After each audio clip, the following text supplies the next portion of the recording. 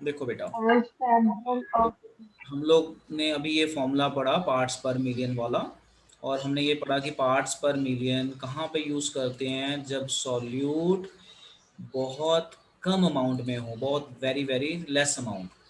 अब इसी से रिलेटेड मैंने एक क्वेश्चन दिया है आपको प्रैक्टिस करने के लिए। अब आप इस क्वेश्चन को लिखिए कॉपी में एंड ट्राई कीजिए। ओके बेटा, अब मैं इसमें आपकी हेल्प करता हूँ। ये क्वेश्चन हमने कैसे करना है, देखो जी। क्वेश्चन है, a sample of drinking water found to be severely contaminated with chloroform। Chloroform एक ऐसा केमिकल है जो अगर हमारी बॉडी में जाएगा तो वो कैंसर कॉज कर सकता है, तो उसे कहते हैं कार्सिनोजेनिक। हमें इसका पीपीएम में मास दे दिया है, मतलब बहुत कम अमाउंट में है ये। Express this in mass percent and determine the molality. तो अब हमें दो चीज़ें दी हैं। पहला तो हम क्लोरोफॉर्म देखते हैं, CHCl3। तो क्लोरोफॉर्म में कार्बन का मास होता है 12। पहले मोलर मास निकाल लेते हैं क्योंकि इसकी जरूरत तो पड़ेगी 1 प्लस 35.5 इंटू 3। अब मुझे इसका टोटल मास बताओ कितना आया, कितना आ रहा है या बताओ। उसके बाद कह रहा है सर फर्स्ट 119। 119 ग्राम। अब कह रहा है कि you are given contamination 15 ppm by mass. अब हमें ppm पार्ट्स पर मिलियन में दिया हुआ है 15 ppm by mass, 15 ppm by मास। इसका मतलब ये होता है कि 15 ग्राम इन 10 rays power 6 gram of water. मतलब अगर वाटर इतना होगा तो उसमें सिर्फ 15 ग्राम है। तो आप देख लो, मतलब 10 मतलब 1 मिलियन में से सिर्फ 15 ग्राम, तो ये कुछ भी मायने नहीं रखता, बट इतनी भी अमाउंट कैंसर कॉज कर सकती है। इसका मतलब है कि पीपीएम का मतलब होता है 15 पीपीएम बाय मास। इसको मैं थोड़ा सही से लिख देता हूँ। तो ये है ऐसे 15 ppm बाय मास। इसका मतलब हुआ 15 ग्राम इन 10⁻⁶ यानी 1 मिलियन। तो अब इसका पहला क्वेश्चन है जी, परसेंट मास निकालो। तो परसेंट मास निकालने का फॉर्मूला होता है mass of solute upon total mass into 100। तो मास ऑफ सोल्यूट 15, जैसे हम परसेंटेज निकालते हैं स्कूल में। परसेंटेज कैसे निकालते हैं कि टोटल मार्क्स ये है, मार्क्स ऑब्टेन्ड ये है, तो marks obtained upon total into 100। तो mass upon total mass into 100 कर दो। अब आप मुझे बताओ क्या आंसर आएगा। अगर इसमें 6 जीरो हैं, यहाँ पे 2 जीरो हैं, तो 6 में से 2 गई तो कितना आ जाएगा, 15 इंटू 10⁻⁴% आ जाएगा। बताओ इतना हाँ आएगा। जी। तो हमारा यस ए सर। पार्ट तो सॉल्व हो गया। दो पार्ट थे इस क्वेश्चन के, ए पार्ट हमारा सॉल्व हो गया। तो देखा आपने कैसे था। मतलब ये डायरेक्ट फॉर्मूला नहीं लगता कभी भी। जैसे मैंने आपको ये फॉर्मूला करवाया ना, तो ये फॉर्मूला मैंने देखा है डायरेक्ट नहीं लगता, आपको लॉजिक लगा के चलना पड़ेगा। यहाँ पे हमने क्या लॉजिक लगाया कि हमें 15 ppm बाय मास दिया था, बस ये हमने लॉजिक लगाया और कर लिया। अब इसका बी पार्ट देखो बेटा। बी पार्ट को हम ब्लैक कलर से कर लेते हैं। बी पार्ट में क्या कह रहा है, बी पार्ट में कह रहा है डिटरमाइन द मोलैलिटी, मतलब मोलैलिटी निकालना है। तो मोलैलिटी होता है number of moles of solute upon, molality है तो weight of solvent in KG. ठीक है। अब यहाँ पे जो हमने परसेंटेज निकाली है, इस परसेंटेज का मतलब समझ लो। नाउ 15 इंटू 10⁻⁴%, ये मास परसेंट है, मीन्स। अब इस परसेंट का मतलब निकालोगे तो क्या हुआ, मास ऑफ सॉल्यूशन कितने में कर लिया, 10⁻⁶ की जगह मास ऑफ सॉल्यूशन आपने कितना मान लिया, 100 ग्राम। आ जाएगा ना इतना। मास ऑफ सॉल्यूशन 100 ग्राम आया कि नहीं आया, बोलो बेटा। परसेंट यस में सर। निकाला। तो जब भी हम कोई चीज़ परसेंट में कर लेंगे, तो अब आपने ये 100 के हिसाब से निकाल दिया, पहले 10⁻⁶ में था तो ये 100 में हो गया। तो मास ऑफ सोल्यूट कितना हुआ सोल्यूट का मास, वेट ऑफ सोल्यूट कितना हो सर गया, समझ नहीं आया ये, 3 100 इंटू ग्राम कैसे आया। 10⁻⁴ ग्राम। बेटा अभी समझाता हूँ, देखो आप देखो ये वाला। मैंने बोला कि आपका पेपर हुआ, मान लो 100 नंबर का पेपर हुआ, ठीक है बेटा, और आपके नंबर आए 60, यानी आपके कितने परसेंट आ गए, कितने परसेंट आ गए, 60% आ गए। यही मतलब हुआ ना, जरा समझना ध्यान से यस। बोलो। तो 60% का मतलब क्या हुआ, 60 ग्राम एंड टोटल मास कितना, 100। समझ गए? अभी ये समझ में आया मैं क्या कह रहा हूँ? जब भी हम कोई Yes, चीज sir. परसेंट में कन्वर्ट कर देते हैं तो जो हमारा टोटल मास है वो 100 हो जाता है, और जो परसेंटेज होती है वो सॉल्यूट हो जाता है। तो आप यहाँ से अभी रिलेट कर लो, हमने ये परसेंट में कन्वर्ट कर दिया था, मास परसेंट में कन्वर्ट कर दिया, तो मास परसेंट का मतलब है इसको ही हमने कन्वर्ट कर लिया। Now this percent means mass of solution is 100 ग्राम। अभी समझ में आ गया, क्योंकि हम परसेंट की बात कर रहे हैं, परसेंटेज। बोलो बेटा। Okay, sir. अब जब ये परसेंटेज हो गई तो ये सॉल्यूट का मास हो गया, तो मास ऑफ सॉल्यूट इतना हो गया। अब बस इसको सॉल्व कर लीजिए। तो कैसे सॉल्व करेंगे? तो नंबर ऑफ मोल्स होता है वेट अपॉन मोलर मास। तो वेट है हमारे पास ये, तो number of moles of solute weight upon molar mass. तो वेट हमारा ये हो गया 15 इंटू 10⁻⁻⁴ डिवाइडेड बाय 119। और वेट ऑफ सॉल्वेंट कितना हो जाएगा, ये है ना मास, सोल्यूशन हमने 100 मान लिया है, तो सॉल्यूट तो बहुत कम है, तो ये 100 का 100 ही रहेगा, तो वेट ऑफ सॉल्वेंट आपका 100 आ जाएगा। तो ये हो जाएगा 15 इंटू कितना आएगा, 15 into 10⁻⁻⁴ divided by 119 into 100 divided by 1000 करेंगे इसको। बोलो यस और नो। डिवाइड बाय 1000 करेंगे बेटा, करेंगे, क्योंकि ग्राम है ना, तो Yes, sir. में कन्वर्ट करना है। तो यहाँ पे ये हो गया, बस अब इसको सॉल्व कर लेना। सॉल्व करके आपका जो भी आंसर आ जाए उतनी मोलैलिटी। तो ये one of the tough question में आता है, ये बच्चों से नहीं होता है, इसको टाइम लगता है करने में। अब आप इसकी जरा प्रैक्टिस कीजिए। आंसर देखोगे तो कुछ समझ नहीं आएगा, तो आंसर मत देखना, आंसर ये आना चाहिए। And this is your homework, what is the ppm concentration, मतलब यहाँ पे पीपीएम निकालना है। तो पीपीएम निकालना है तो यहाँ पे ये वाला फॉर्मूला लग सकता है, आप ट्राई करके देखना। So what is the ppm concentration of calcium ion in 0.01 molar calcium carbonate.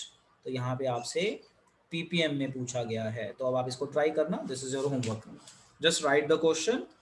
Answer देखोगे कुछ समझ में नहीं आएगा, क्योंकि यहाँ कोई फॉर्मूला नहीं लिखा, डायरेक्ट किया हुआ है, तो आंसर ना देखना, you just try to do it your own.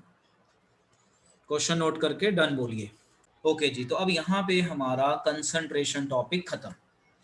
अब हम आपकी बुक में अगले टॉपिक पे आते हैं। उस टॉपिक का नाम है हमारा एम्पेरिकल फॉर्मूला। ये देखो, अब एम्पेरिकल फॉर्मूला क्या होता है उसको समझाने के लिए मैं पहले एक एग्जांपल देता हूँ। देखो यहाँ पे एक होता है मॉलिक्यूलर फार्मूला और एक होता है एम्पेरिकल फार्मूला। तो M F is the short form of molecular formula. M F की फुल फॉर्म है मॉलिक्यूलर फार्मूला, ठीक है। और एम्पेरिकल फार्मूला होता है ई एफ। ई एफ की फुल फॉर्म है empirical formula. Empirical formula, empirical formula का मीनिंग होता है सिंपल रेशियो ऑफ एटम्स। तो इसको मैं अगर यहाँ से हटा दूँ तो ये सारा ही हट जाता है, तो सारे हटा देते हैं, इसको यहाँ ले आते हैं और यहाँ पे दोबारा हेडिंग लिख लेते हैं empirical formula. This is your molecular formula, molecular formula. अब देखो एम्पेरिकल फॉर्मूला क्या होता है। देखो अब यहाँ ध्यान से इन फॉर्मूलों को कंपेयर करो। जैसे मैंने एक यहाँ पे फॉर्मूला लिखा C2H2 और मैंने बोला इसकी सिंपल रेशियो बनाओ, तो 2 के टेबल से कट कर दो, 2 1 2 2 1 2, तो इसकी सिंपल रेशियो बन गई है मैथमेटिकली, ये बन गई सिंपल रेशियो। तो किसी फॉर्मूले को उसकी सिंपल रेशियो में कन्वर्ट करने को हम नाम देते हैं एम्पेरिकल फॉर्मूला। सो देखो अब जरा ध्यान से, ये एक्चुअल फार्मूला है। मॉलिक्यूलर फार्मूला का मतलब होता है एक्चुअल फार्मूला। जैसे C2H2 है, मैंने बोला इसकी सिंपल रेशियो बनाओ, तो आप डिवाइड कर दो तो C1H1 बनेगा। C6H6 बेंजीन होता है। अब बेंजीन आपने 10th में सुना होगा, तो ये केमिकल है। तो मैंने बोला इसका सिंपल रेशियो बनाओ, तो इसका सिंपल रेशियो बनेगा 6 1 6 1 तो C1H1, यानी ये सिंपल रेशियो, इसे बोलेंगे एम्पेरिकल फार्मूला। CH4, तो CH4 का सिंपल CH4 ही रहता है, क्योंकि यहाँ पे तो कट ही नहीं हो सकता, क्योंकि ये 1 है ये 4 है, तो यहाँ पे भी 1 और 4 ही रहेगा, तो इसकी सिंपल रेशियो यही है। और C3H6 की सिंपल रेशियो C1H4। तो आपने ये देखा कि एक जगह मैंने लिखा एक्चुअल फॉर्मूला और एक जगह मैंने इसकी सिंपल रेशियो बना दी। तो एक्चुअल फॉर्मूले की जब हम सिंपलीफाइड रेशियो बना देते हैं उसे हम कहते हैं एम्पेरिकल फॉर्मूला। हम मैथ्स में भी ऐसे करते हैं ना मैथ में, जैसे मान लो मैथ्स में कोई कैलकुलेशन कर रहे हैं, कैलकुलेशन करते हुए हमारा x आ गया 4/8, तो हम इसको सिंपलीफाई कर देते हैं। कैसे कर देते हैं? 1/2 कर देते हैं ना, सिंपलीफाई कर देते हैं। तो ये हमारा एक्चुअल आंसर था, उसका ये सिंपलीफाइड आंसर है। तो हम इस तरह से करके आंसर बता देते हैं। तो ऐसे ही केमिस्ट्री में करते हैं। तो सर इससे आंसर चेंज नहीं होगा? क्या बेटा? आंसर चेंज नहीं होगा? आंसर चेंज की बात नहीं, मैं यहाँ पे हम कोई बेटा न्यूमेरिकल नहीं कर रहे हैं। यहाँ पे बेसिकली हम क्या कर रहे हैं कि मैं यहाँ पे आपको एक टर्म सिखा रहा हूँ, उस टर्म का नाम है एम्पेरिकल फॉर्मूला। आंसर में कोई चेंज नहीं आएगा। बेसिकली क्या है कि एक बड़े फॉर्मूले की सिंपल रिप्रेजेंटेशन कर रहे हैं हम, जिसे हम नाम दे रहे हैं एम्पेरिकल फॉर्मूला। अब देखो, इसी के बेस पे मैंने कुछ और भी चीज़ें यहाँ रखी हुई हैं, ये देखो, इनको देखो। Empirical versus molecular formula. Empirical formula की डेफिनेशन है simplest whole number ratio of the element, and molecular formula actual whole number multiple of empirical. मतलब एक्चुअल फॉर्मूला, जब हम कोई कंपाउंड बनाएंगे जैसे वाटर, तो वाटर का एक्चुअल फॉर्मूला क्या होता है? H2O, है ना। मैंने बोला आपका सी कार्बन डाइऑक्साइड, तो कार्बन डाइऑक्साइड का एक्चुअल फॉर्मूला ये हो गया। ठीक है जी। तो इस तरह से ये एक्चुअल फॉर्मूला है। अब इसकी सिंपल रेशियो बनाएंगे तो सेम ही आती है। मान लो आपको कोई कंपाउंड दे दिया N2O4, ये एक्चुअल फॉर्मूला है। हमने पूछ लिया इसका एम्पेरिकल बताइए, तो आप इसको सिंप्लीफाई कीजिए, 2 1 जा 2 2 जा। तो यहाँ पे यही चीज़ बताई गई है कि empirical formula versus molecular formula, मतलब दे आर रिलेटेड।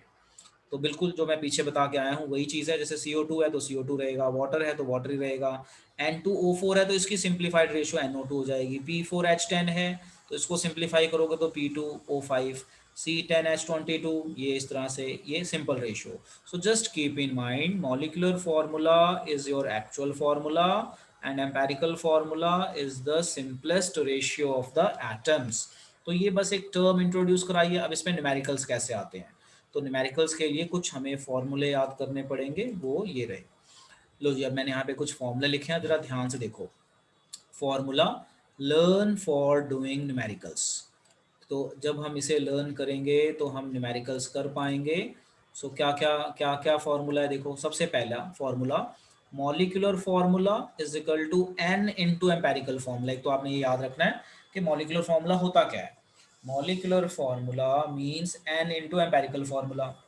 अच्छा, molar mass, what is molar mass? तो ये कुछ ना फॉर्मूले हैं which you have to learn. Molar mass is equal to 2 into vapour density. अब ये वेपर डेंसिटी क्या होती है? वेपर, वेपर मतलब वेपर, डेंसिटी मतलब वेपर में, वेपर के फॉर्म में जो डेंसिटी होगी।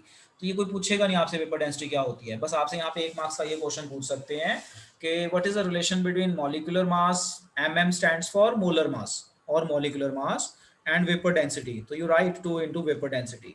ठीक है। अब उसके बाद ये जो n था, ये वाला n, तो n निकालने का फॉर्मूला क्या है? Molar mass divided by empirical formula mass. तो हमने मोलैरिटी में जो मोल्स पढ़ा था ना, वो था वेट अपॉन मोलर मास। तो यहाँ पे जो हमने n पढ़ा है एम्पेरिकल फॉर्मूला में, यहाँ पे n अलग है, तो मिक्स ना कर देना। यहाँ पे n का मतलब है molar mass divided by empirical formula mass. अब एक ये टेबल है, तो इस टेबल में मैंने वैल्यूज डाली, आपने वैल्यू नोट नहीं करनी। मान लो पेपर में क्वेश्चन आ गया, जैसे ये क्वेश्चन आया, ये क्वेश्चन है। क्या क्वेश्चन है? क्वेश्चन कह रहा है डिटरमाइन द एम्पेरिकल फॉर्मूला। मतलब एम्पेरिकल पूछा है, सिर्फ आपसे पूछा है एम्पेरिकल फॉर्मूला। आपसे ये नहीं पूछा कि मॉलिक्यूलर फॉर्मूला निकालो, ये नहीं पूछा।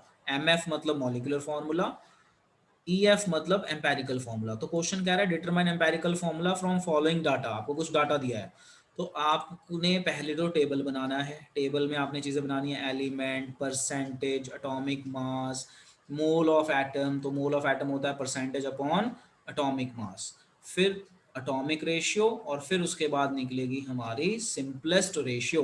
तो यहाँ से कुछ नहीं नोट करना, जैसे मैंने सोडियम और ये सारा लिखा, ये नहीं। इस मैंने बस एक एग्जांपल दिया कि इस तरह का हमें टेबल बनाना पड़ेगा अगर हमसे सिर्फ एम्पेरिकल फॉर्मूला पूछा है, और अगर हमसे मॉलिक्यूलर फॉर्मूला पूछा है तो पहले एम्पेरिकल निकलेगा, फिर ये फॉर्मूला लगेगा कि molecular formula is equal to n into empirical formula. चलिए इसको अपनी कॉपी में लिखिए जरा फटाफट।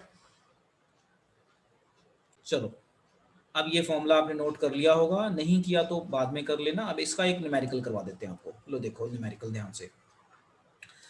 अब इस यहाँ पे क्या कह रहा है, इस क्वेश्चन में कह रहा है कि डिटरमाइन एम्पेरिकल फॉर्मूला, यानी मुझे एम्पेरिकल फॉर्मूला निकालना है। तो एम्पेरिकल फॉर्मूला निकालने के लिए मुझे फॉर्मूला देखना पड़ेगा। तो फॉर्मूला मेरा क्या कहता था, एम मोलिकुलर निकालना है तो ये फॉर्मूला है, एम्पेरिकल निकालना है तो ये टेबल बनाना पड़ेगा, यानी मुझे टेबल बनाना पड़ेगा। तो टेबल में मुझे क्या क्या चीज़ें चाहिए, मुझे चाहिए सबसे पहले एलिमेंट, एलिमेंट के बाद मुझे चाहिए परसेंटेज, फिर मुझे चाहिए percentage divided by atomic mass, और उसके बाद मैं निकाल लूँगा क्या था टेबल में, और एटॉमिक रेशियो और सिंपलेस्ट रेशियो, ये मैं सिखा देता हूँ। तो ये टेबल के हमने बना दिए हिस्से, element, percentage, percent by atomic mass, और इसको सॉल्व करके हम बना लेंगे सिंपल रेशियो, सिंपल रेशियो। अब हम इस क्वेश्चन को पढ़ते हैं और देखते हैं हमारे टेबल की क्या क्या रिक्वायरमेंट है। डिटरमाइन द एम्पेरिकल फॉर्मूला तो मैंने लिख दिया, of an oxide of iron which contain 69.9% iron, यानी आयरन दिया हुआ है Fe, कितना दिया हुआ है 69.9%, और ऑक्साइड दिया हुआ है O, सिंबल लिखना है, O2 नहीं लिख देना, सिंबल। तो ऑक्सीजन का दिया हुआ है 30.1%। अगला स्टेप है मेरा कि परसेंट बाय एटॉमिक मास, तो 69/9 डिवाइडेड बाय 56। तो एटॉमिक मास आयरन का 56 होता है, पेपर में आपको दिया होगा, 20 से ऊपर दिया होगा, नहीं दिया होगा तो आप अपने टीचर से मांग सकते हैं। अब ऑक्सीजन, ऑक्सीजन का मास होता है 16 डिवाइडेड बाय 16। अब मुझे बताओ इसको डिवाइड करके क्या क्या आंसर आ रहा है बेटा, क्योंकि हमने टेबल बनाना था, हमने बना लिया। टेबल बनाने के बाद क्या क्या आंसर आ रहा है बताइए। 69.9 को अगर हम डिवाइड करते हैं 56, तो ये आता है 1.24। यस, ये आता है हमारा 1.24, और इसको डिवाइड करें तो कितना आता है, सेम ही आता है 30। 1.9 approximately. 30 पॉइंट डिवाइडेड बाय 16, तो ये आता है 1.9। यस 1.88, आप ऐसे सपोज कर लो 1.88। तो यहाँ तक समझ में आ गया कैसे करना है। अब सिंपल रेशियो देखो कैसे निकलती है, जो आपने आंसर निकाला है ना उसी को लिख लो, 1.24 1.88। इसमें जो सबसे कॉमन, देखो सिंपल रेशियो हम कैसे निकालते थे, सेम टेबल से डिवाइड कर देते हैं। तो जो आपका आंसर है उसको लिख लो, और इसमें जो सबसे छोटा आंसर है उससे कॉमनली डिवाइड कर दो। तो 1.24 से डिवाइड कर दो, इसको भी डिवाइड कर दो 1.24, इसे डिवाइड किया तो आंसर 1 आ गया, और इसे डिवाइड किया तो कितना आया बताओ जरा, 1.88 डिवाइडेड बाय 1.24, इसे डिवाइड किया तो हमारा 1.5 आता है आंसर। ठीक है, अब इसको हम राउंड ऑफ भी नहीं कर सकते, अगर हमारा 1.8 होता तो हम 2 ले लेते, या 1.2 होता तो 1 ले लेते। अब ये 1.5 है, इसको राउंड ऑफ नहीं करेंगे, यानी हमारा एम्पेरिकल फॉर्मूला बन गया Fe1 एंड ऑक्सीजन 1.5। अब यहाँ ध्यान से देखो, क्या एटम कभी आधा होता है, या तो 1 होगा या 2 होगा या 3 होगा या 4 होगा, यानी आधा नहीं होएगा। यानी हम इस पूरे इक्वेशन को एक ऐसे नंबर से मल्टीप्लाई करेंगे कि ये फ्रैक्शन खत्म हो जाए।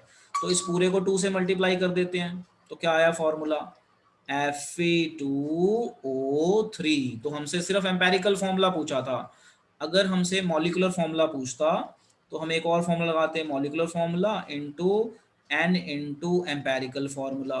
तो हमसे मॉलिक्यूलर फॉर्मूला पूछा ही नहीं है, हमसे सिर्फ एम्पेरिकल पूछा है, तो हमने ये वाला स्टेप नहीं लगाया। इतना करके बस ये टेबल सॉल्व किया, टेबल सॉल्व करके हमने आंसर बना दिया, जो भी हमारा आंसर बन रहा था। तो ये एक सिंपल क्वेश्चन है, इसे नोट कर लीजिए। लो बेटा समझो, बहुत ही बढ़िया क्वेश्चन है, मैंने वैसे यहाँ पे समझाया, एक बार दोबारा समझा रहा हूँ, समझो। देखो सिंपल रेशियो आई Fe की 1, तो मैंने लिखा Fe1। ऑक्सीजन की सिंपल रेशियो आई 1.5, यानी सिंपल रेशियो मतलब एटम। अब मुझे आप ये बताओ कि मैं बोलूं आधा बंदा, is it possible, half man, चाहे वो हाइट छोटी क्यों ना, हम उसको एक ही गिनेंगे या हाफ गिनेंगे बताओ। इसी तरह से एटम हाफ नहीं होता, या तो 1 होगा या 2 होगा या 3 होगा। तो इसे होल नंबर बनाने के लिए, इस फ्रैक्शन को खत्म करने के लिए हमने क्या किया, इस दोनों को 2 से मल्टीप्लाई कर दिया। तो जब हमने दोनों को 2 से मल्टीप्लाई कर दिया तो ये फ्रैक्शन खत्म हो गया और एक्चुअल फिगर सामने आ गई। आगे बेटा समझ में? Yes sir. लो बेटा ये होमवर्क क्वेश्चन है। इस क्वेश्चन में क्या क्या पूछा है देख लो। सो दिस इज और होमवर्क क्वेश्चन। इसमें क्या क्या करना है, इसमें 2 चीजें करनी पड़ेंगी। क्यों? क्योंकि क्वेश्चन में कह रहा है कंपाउंड दिया हुआ है, हाइड्रोजन, कार्बन, क्लोरीन, उनकी परसेंटेज दी है और मोलर मास दिया हुआ है। कहता है what is it's empirical and molecular formula. यानी पहले आप एम्पेरिकल फार्मूला लगाएंगे, टेबल बना के एम्पेरिकल फार्मूला निकालेंगे। जब आपका एम्पेरिकल फार्मूला आ जाएगा तो आप मॉलिक्यूलर फार्मूला लगाएंगे फार्मूला। तो मॉलिक्यूलर फार्मूले के लिए n चाहिए, तो n होता है molar mass divided by empirical formula mass. तो मोलर मास तो दिया हुआ है ना यहाँ पे, इस क्वेश्चन में देखो दिया हुआ है मोलर मास। एम्पेरिकल मास क्या होता है कि जो आपने एम्पेरिकल फार्मूला बनाया है ना, इसका मास निकाल लो, आयरन का मास, इसका मोलर मास निकाल दो, उसे कहते हैं एम्पेरिकल फार्मूला मास। एक बार फिर से बताता हूँ। सबसे पहले एम्पेरिकल फार्मूला निकालें, फिर मॉलिक्यूलर फार्मूला के लिए आप ये वाला फार्मूला लगाएंगे। अब इसमें जो n है, n आएगा molar mass by empirical, molar mass वहाँ दिया हुआ है, इसका मास निकाल लो जो एम्पेरिकल आया है, दैट वुड बी योर अपना एम्पेरिकल फार्मूला मास।